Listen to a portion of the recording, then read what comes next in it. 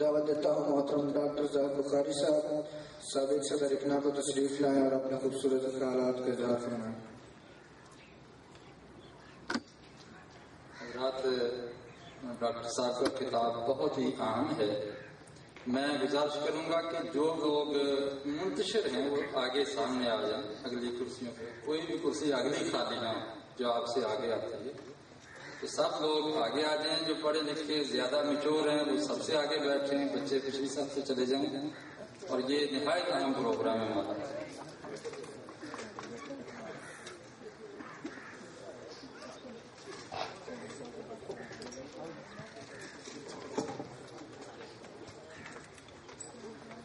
الحمدللہ رب العالمین والصلاۃ والسلام علی رسول الکریم. اعوذ باللہ من الشیطان الرجیم. میں سوچ رہا تھا کہ آج شرمسار کرنے کی میرا خیال انتہا ہو رہی ہے، بار بار یہ کہہ کے کہ کیا بات ہوگی اور کیا نہیں ہوگا. بہرحال بہت بہت شکریہ سارے ہی ساتھیوں کا، محترم عطاء اللہ چودھری صاحب کا، ہیلپنگ ہینڈ کی ساری لیڈرشپ کا، محمود بھائی کا، پرنسپل جامعہ اور اساتذہ کرام کا. ابھی وہ جب بیت بازی ہو رہی تھی تو ہمیں بھی اپنا زمانہ یاد آ رہا تھا. میں نے بھی شاید میں نے ذکر کیا ہوگا، نیا مدرسہ ہائی اسکول میں 10 سال تعلیم حاصل کی، وہ بھی تحریک کے لوگوں نے قائم کیا تھا. پچھلے میں یہ جو 5 اعزازدار پارک والی گلی ہے اس سے ایک گلی چھوڑ کر یہ مدرسہ یہ ہے. میرا خیال ابھی بھی ہے، یہ نہیں ہے لیکن اب شاید وہ قومی آیا گیا. وہ مجھے اندازہ نہیں کہ اس وقت تحریک کے پاس ہے یہ نہیں ہے، لیکن جس زمانے میں ہم پڑھ رہے تھے تو اساتذہ کرام اور پورے 10 سال پڑھے اور وہاں بھی بہت تجربے ہوئے.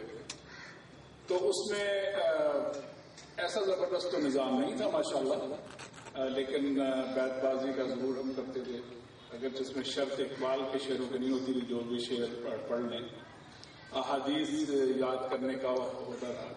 لیکن یہ نہیں تھا کہ قرآن مجید کو بہترین تلفظ کے ساتھ پڑھنے، عربی قواعد کے ساتھ ترجمہ، حدیث، فقہ، تفسیر اور یہ سارا جو یعنی 10ویں جماعت کے ساتھ ساتھ اقبال کو، مولانا مودودی کو، قرآن مجید کو، سیرت کو، اس سب کو پڑھنا اور سمجھ کے پڑھنا، یہ صلاحیت پیدا کرنا شاید وہ نہیں تھا. تو خیر جب بیت بازی کا مقابلہ ہو رہا تھا تو ایک شعر میرا خیال کسی ایک طالب علم نے پڑھا، یہ فیضان نظر تھا یا کہ مکتب کی کرامت تھی، سکھائے کس نے اسماعیل کو آداب فرزندی.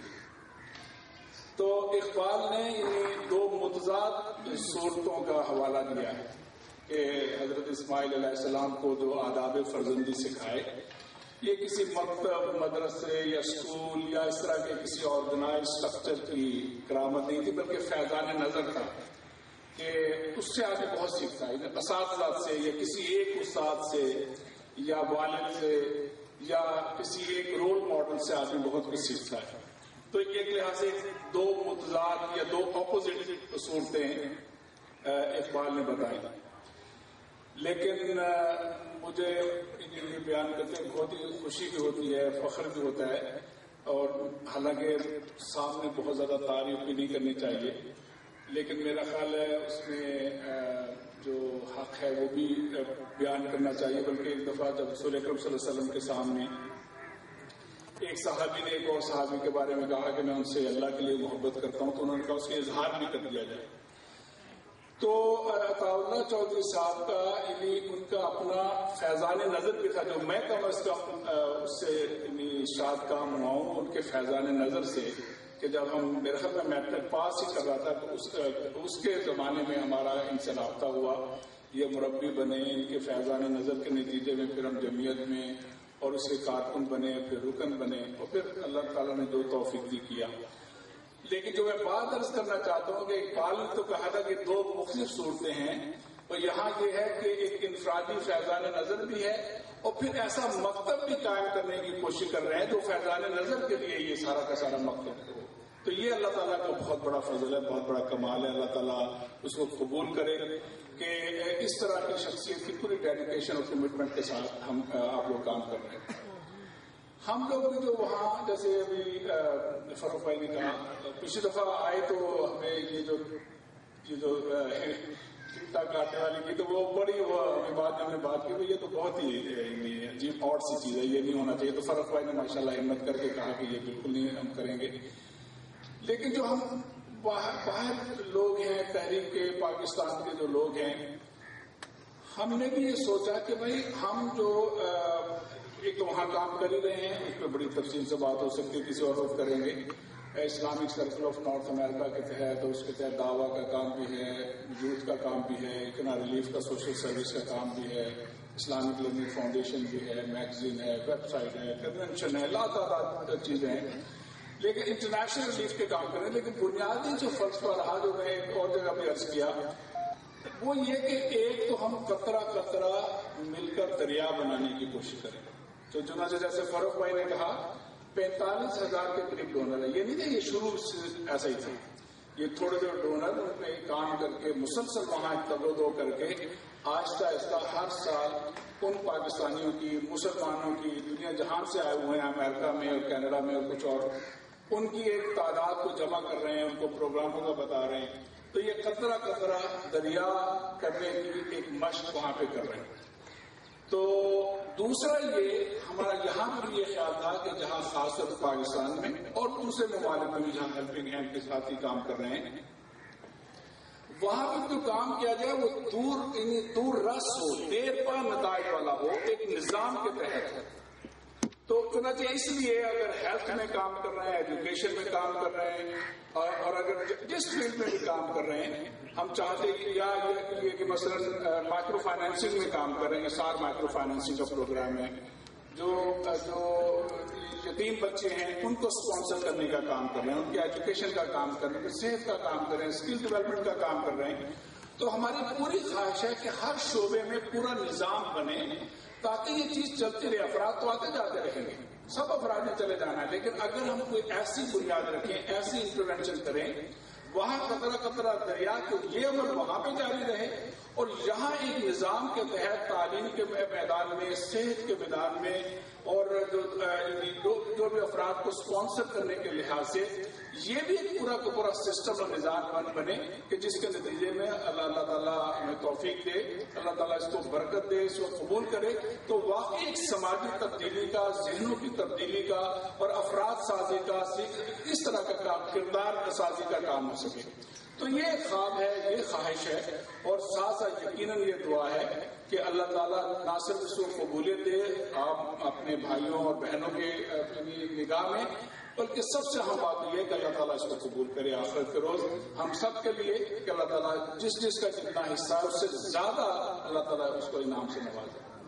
تو یہ وہاں بیٹھے ہوئے خواہش ہے، اسی کے لیے ہم جو بھی تھوڑا بہت ہو سکتا ہے اس میں دامیں دل میں سکھنے اس سارے کام میں، لیکن ایک سوچ کے ساتھ کہ دونوں طرف سے ایک ایسا نظام بنے اور مستقل بنیادوں پہ چلنے والا وہ ہم یہاں پہ بنا سکیں. یہ سارا کا سارا تصور اصل میں اسلام کا جو ہے رسول اکرم صلی اللہ علیہ وسلم نے فرمایا وہ صدقہ جاریہ کا ہے. اور صدقہ جاریہ کی یہ بنیاد ہے کہ آپ کوئی ایسا کام کریں، ایک چھوٹا سا عمل بھی ہو لیکن وہ ہمیشہ رہنے والا ہو، اور اس کا ہمیشہ آپ کو اصل زر میں اضافہ ہوتا رہے گا، اس کے منافع میں بھی اضافہ ہوتا رہے گا، اور وہ کام اس طریقے سے چلتا رہے گا. تو چنانچہ یہ تعلیم کسی کو دے دینا، پانی کا انتظام کر دینا، یا ایون جب ہم کہتے ہیں کہ کسی کو ہم لون دیتے ہیں، خاص طور پہ اسلامک مائکرو فائنانس کے لحاظ سے، ایک آدمی ڈونیشن دیتا ہے، ہم اس کو کسی کو لون دیتے ہیں، وہ کاروبار کرتا ہے، وہ جو لون ہے اس کو واپس کرتا ہے، پھر وہ کسی اور کو مل جاتا ہے. تو یہ سارا کا سارا ایک صدقہ جاریہ کا تصور ہے جو ہیلپنگ ہینڈ کے پورے کام کی نسبت، پورے کام کی ایک بنیاد ہے. تو یہ دعا کریں کہ اس کام میں اللہ تعالیٰ اور مبارک اس کو کرے، اس کو قبول کرے، اور اس میں بہت اضافہ کرے، اور اس اضافے کے ساتھ ساتھ اس کا جو فائدہ ہو سکتا ہے اس میں بھی اضافہ کرے. یہ بات تو خیر ہوگی، سب پورے کام کے بارے میں ماشاءاللہ بڑی خوشی ہوتی ہے، اور اللہ تعالیٰ ان نوجوانوں کو ہمت دے. لیکن میں یہ ضرور عرض کروں گا، اصل میں یہ جو موجودہ زمانے کے جو حالات جس طریقے سے ہم دیکھتے ہیں، میں بھی پاکستان آیا تو بہت بیانات، اور ہم وہاں بیٹھے بھی دیکھتے رہتے ہیں، بڑی شدت ہے بیانات میں، اور جو بھی صورتحال کا جو تجزیہ اس میں بھی بڑی شدت ہے. لیکن اگر آپ تھوڑا سا، میں یہ چاہتا ہوں ایک جو پوائنٹ عرض کرنا چاہتا ہوں مینلی وہ کہ یہ عجیب زمانہ ہے جس میں ہم اس میں رہ رہے ہیں. اس زمانے میں ایک طرف تو وہاں امام وارث محمد تھے، ان کا انتقال ہو گیا، امریکہ نے ان سے پوچھا سپٹمبر 11 تو کچھ سالوں بعد، تو انہوں نے کہا کہ بھائی یہ جو عرصہ ہے، یہ جو عرا ہے، یہ مسلمانوں کے لیے، اسلام کے لیے بدترین ہے، لیکن یہی زمانہ مسلمانوں اور اسلام کے لیے بہترین بھی ہے۔ تو یہ اس وقت کیفیت ہے جو پورے زمانے میں ہو رہی ہے۔ ہم ایک طرف اگر جائزہ لیں پچھلے 30 سے 40 سال کا ایک میکرو لیول پہ، چونکہ یہاں ہوتا ہے کہ روزانہ کی خبروں میں دیکھتے ہیں ڈرون ہو گیا، یہاں اٹیک ہو گیا، یہ ہو گیا، تو ایک مایوسی کی اور ایک یہ کہ بالکل ختم ہو گئے اور تباہی ہو گئی، بربادی ہو گئی، کوئی وہ تصور ہے۔ لیکن اگر آپ ایک دوسرا اگر اپنے آپ کو علیحدہ کر کے جائزہ لیں تو یہ سوچیں کہ انقلاب ایران سے پہلے یا اسی زمانے میں عرب حضرات نے، عرب ممالک نے تیل کا ہتھیار استعمال کیا تھا، آئل امبارگو کر دیا تھا۔ یہ 70s کا زمانہ ہے۔ آپ میں سے بہت سارے بچے تو پیدا بھی نہیں ہوں گے، نوجوان بھی بعد میں پیدا ہوئے ہوں گے۔ اس وقت سے لے کے اب تک تقریباً 35-40 سال میں کیا فرق آیا ہے؟ بات یہ ہے کہ اگر ہم دیکھیں کہ اس وقت اسلام کے بارے میں، مسلمانوں کے بارے میں ایک بہت ہی کوئی جیسے دنیا میں کہتے ہیں کوئی اہمیت ہی نہیں۔ دنیا میں اس وقت سرمایہ داری، امریکہ کے نظام کا، امریکہ اور مغرب کے نظام کا، اور کمیونزم کا چرچا تھا۔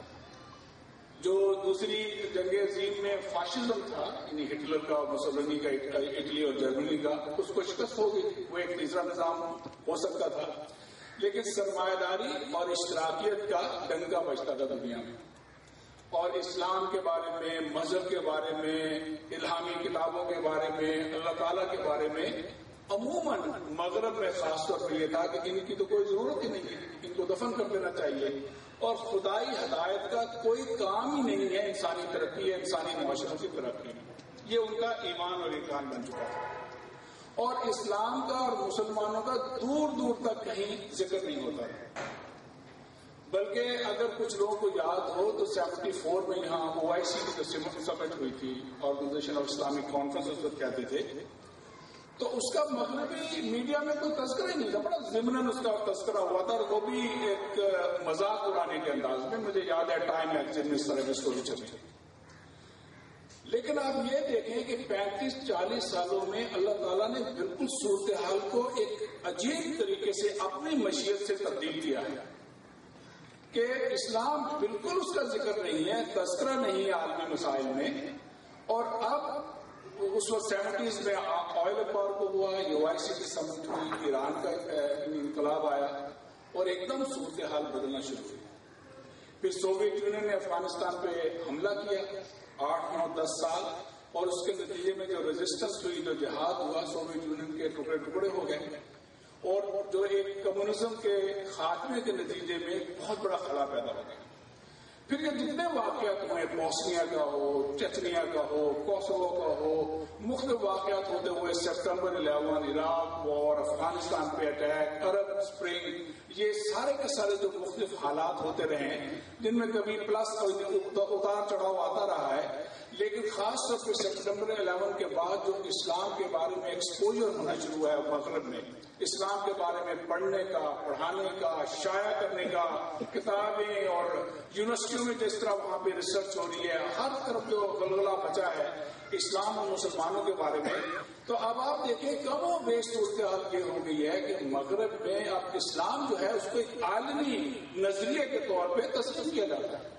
اب اتنی ریسرچ ہوتی ہے کہ کہاں اگر آپ 70s کے اخبارات اٹھا لیں، رسائل اٹھا لیں، کتابوں کی لسٹ دیکھ لیں، یہ دیکھیں کہ یونیورسٹیوں میں کیا پڑھایا جاتا ہے۔ پہلے آج ہمیں دوپہر میں ڈاکٹر غلام حسین صاحب سے کچھ تشریقین کے بارے میں بات ہو رہی تھی، یہ جو مغربی لوگ جن کا مشرق کے بارے میں انہوں نے بڑی خاص طور پہ اسلام اور دوسرے مذہب کے بارے میں تخصیص حاصل کی ہے، تو ان کی تحریریں بڑی مزیدار خیز تحریریں، جو اگر کانفرنس بھی ہو رہی ہے تو اسلام میں غلامی کی روایات، اسلام میں عجیب و غریب موضوعات پہ وہ ایک یہ پرانی کوئی بات ہے جو تاریخی، اس کا کوئی ذکر نہیں ہے، اس طرح کے موضوعات میں بات ملتی ہے۔ کہ اس کا کوئی ریلیونس نہیں ہے دنیا میں، لیکن اس وقت سے لے کے اب تک اب مغرب میں خاص طور پہ اسلام کو بالکل اعتبار کرنے کا خود جو کتاب آئی تہذیبوں کے تصادم نے 700 نے، اس نے بھی کہا کہ یہ چائنا اور اسلام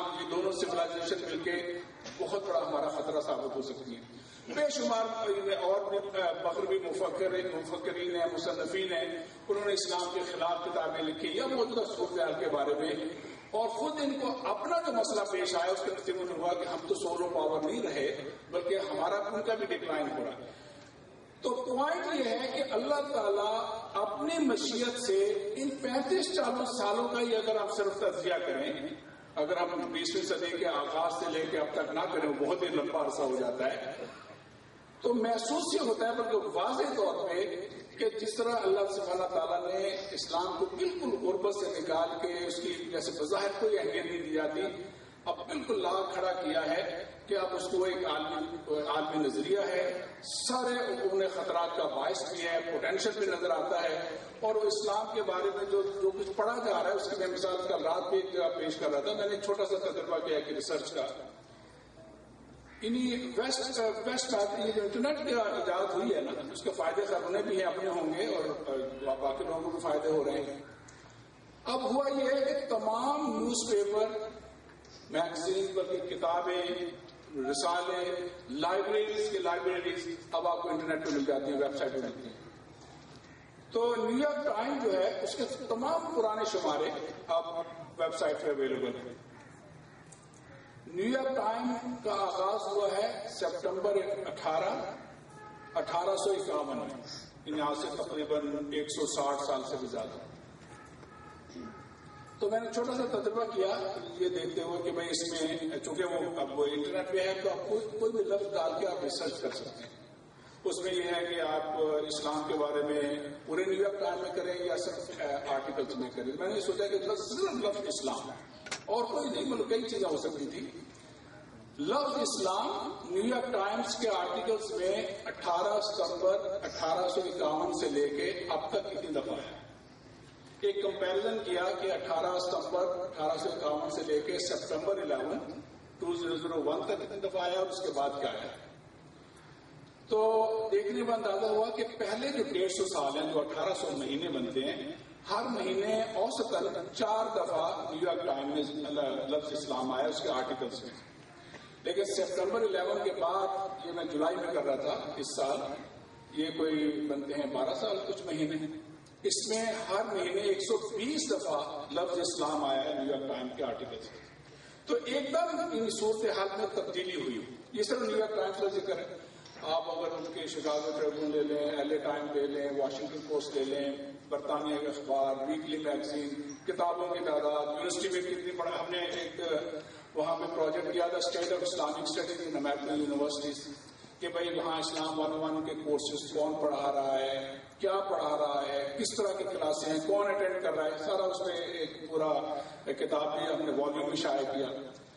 تو ایک بے پناہ اضافہ ہوا ہے اسلام کے ایکسپوجر میں. میں یہ نہیں کہہ رہا کہ سارا پرو ہے یا اگینسٹ ہے، اس پہ ریسرچ ہو سکتی ہے، لیکن بنیادی بات یہ ہے کہ اللہ تعالیٰ نے اپنی مشیت سے، جس کا ہمیں ابھی تک پورا ادراک نہیں ہے، کہ بالکل گمنامی اور غربت سے نکال کے اور کوئی اہمیت نہ دینے والی صورتحال سے نکال کے سڈنلی ایک دم اسلام کو مغرب کے کسی بھی نظام کے مقابلے میں لا کر کیا ہے.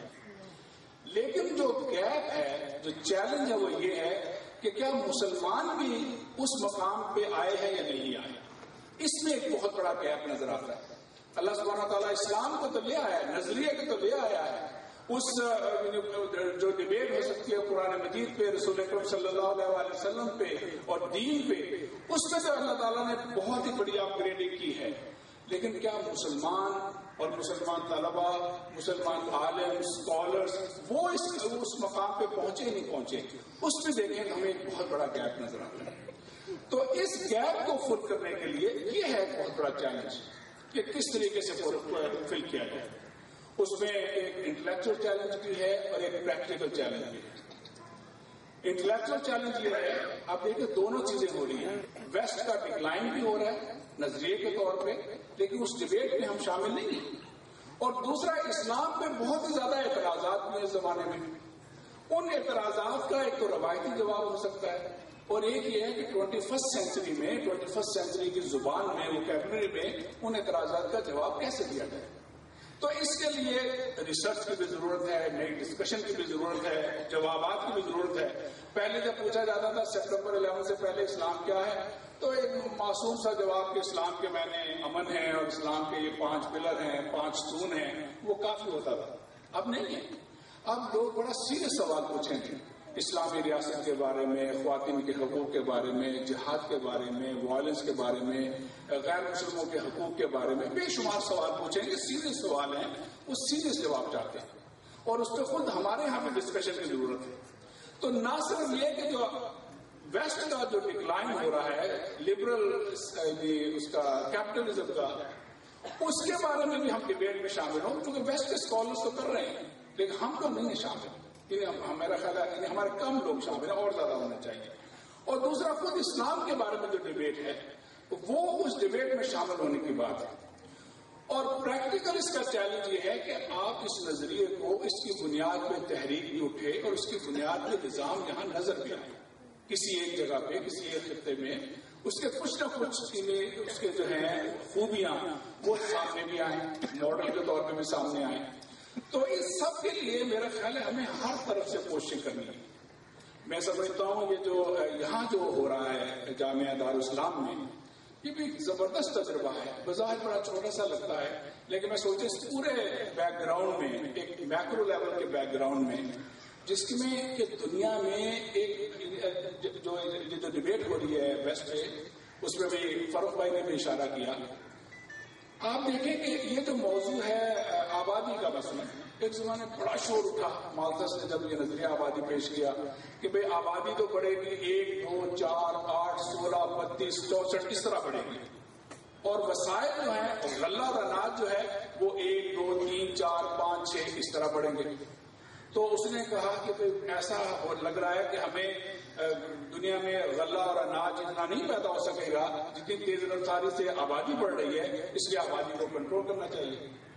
تو درمیان میں پھر کیسنجر صاحب کو, ہینری کیسنجر صاحب کو بڑا یاد ہے, ان کی ایک رپورٹ بھی پچھلے کچھ سال پہلے وہ نمودار ہوئی جو انہوں نے ایک زمانے میں لکھی تھی کہ 10 بڑے جو ممالک ہیں جس میں 8 یا 9 مسلمان ہیں, ان کی آبادی کو کنٹرول کرنا چاہیے کیونکہ یہ بہت بڑا تھریٹ ہو سکتا ہے. اور ہمارے یہاں کے لوگ سارے اس کی جو بھی ضرورت ہوگی نہیں, لیکن بہت دیر آ کر آپ نے شروع کر دیا. لیکن دیکھیں ہوا کیا ہے, سائنس کی ترقی نے, اور یہ قدرت کا ہے کہ اس نے انسانوں کو پیدا کیا ہے کہ انہوں نے مسخر کرنا ہے اس کائنات کو. اللہ تعالیٰ نے یہ ودیت کیا ہے, یہ سعادت دی ہے انسان کو کہ وہ کائنات کو مسخر کریں گے. آج دنیا میں غلہ اور اناج دنیا کے جتنے بھی 7 ارب یا 8 ارب جو بھی پاپولیشن ہے اس کی ضرورت سے زیادہ پیدا ہوتا ہے. تو وہ تھیوری تو بالکل غلط ثابت ہوئی. انسان اس قابل ہے کہ وہ اتنا غلہ پیدا کر سکے, اناج پیدا کر سکے, دولت پیدا کر سکے جو اگر سارے انسانوں میں تقسیم ہو تو یہاں کوئی غربت کا مسئلہ نہ ہو.